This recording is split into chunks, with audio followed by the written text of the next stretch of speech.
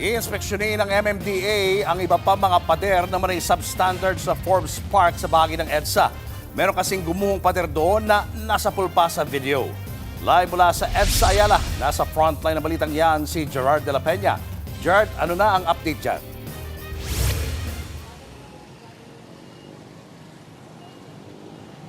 Alam mo, Julius, may mga harang na dito sa bangketa dito sa northbound lane ng EDSA Ayala Avenue. Pero ito dahil ginagawa nga itong bangketa bilang bahagi ng EDSA rehabilitation at na-timing na nga lang na noong Sabado ay gumuho itong isang bahagi ng pader dito sa Forbes Park.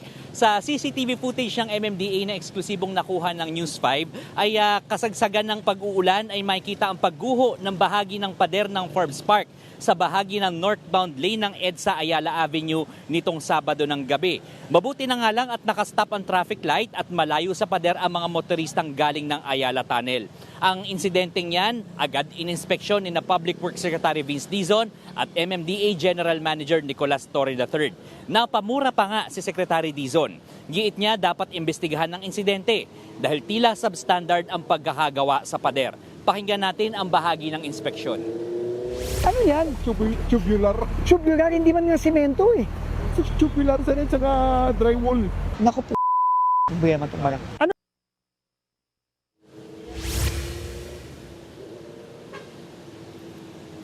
Bahagya ito nagdulot ng matinding traffic mula Sabado hanggang Linggo habang inaalis ang mga nagkalat na semento mula sa pader. Nagsagawa ng clearing operation sa lugar ang MMDA kaya kanina balik normal na ang trapiko dito sa lugar. Ayon sa MMDA, gumuho ang pader dahil sa matinding pag-ulan. Pero ang pinaka-problema ayon kay General Torre, ito, pakinggan natin. Substandard talaga eh. Ang top part niya is, ang ginagamit is mga tubular, tapos drywall. Walang ganun eh. Hindi ganun eh. Napakalabo na lulusot yun. So, gusto natin malaman kung paano nangyari na ganun kataas.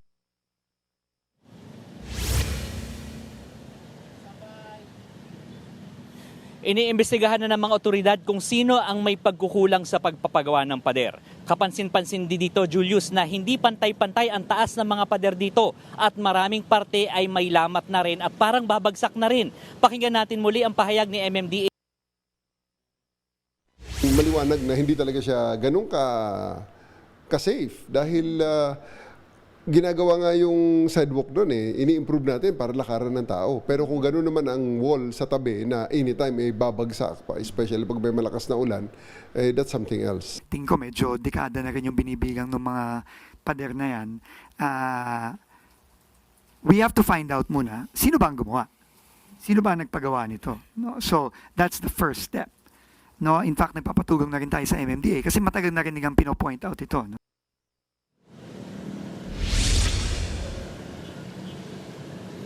Hindi naman daw tuluyang ipapasara ang lugar sa mga dumaraang pedestrian pero pinag-iingat ang publiko lalo na kung lumilindol o may malakas na ulan. Pero bukod nga sa gumuhong pader, may isa pang napansin si Secretary Vince. Uminit ang ulo ng kalihim nang makita ang uka-ukang kalye ng Buendia southbound na bahagi ng EDSA rehabilitation. Naipon kasi ang tubig dahil sa mga barrier kaya nasira ang aspalto. Si Secretary Vince napamura ulit. Ito ang kanyang pahayag.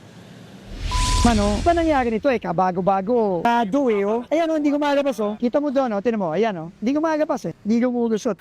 Nagsabi po na ulan talaga yung dahilan at yung pag-accumulate ng tubig gawa po noong barriers.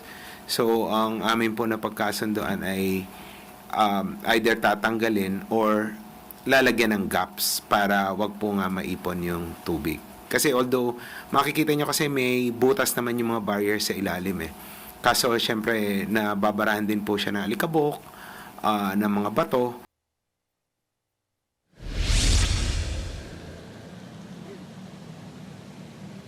Julius, kung makikita nyo dito sa aking likuran, kumpara nitong nagdaang Sabado at Linggo, may tuturing na normal itong daloy ng mga sakyan dito. So ito ay moderate at hindi pa ito ganong kabigat nga dahil wala namang pasok ang mga tanggapan ng pamahalaan ngayong araw na ito dahil nga bumabagyo. At Kinuwento rin sa atin ng MMDA kanina, wala na masyadong baha sa maraming kalsada dito sa Metro Manila at kung meron man gutter deep na nga lang ito. Pero ang pinoproblema ngayon ng MMDA ay yung mga kalye na malapit doon sa mga waterways, sa mga estero, dahil sa ngayon ay punong-puno ito ng basura, kaya nga nag-deploy na sila ng mga maglilinis ito.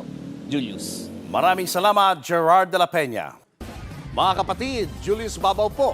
Para sa komprehensibo at makabuluhang balitaan at talakayan, mag-follow at mag-subscribe na sa social media pages ng News 5.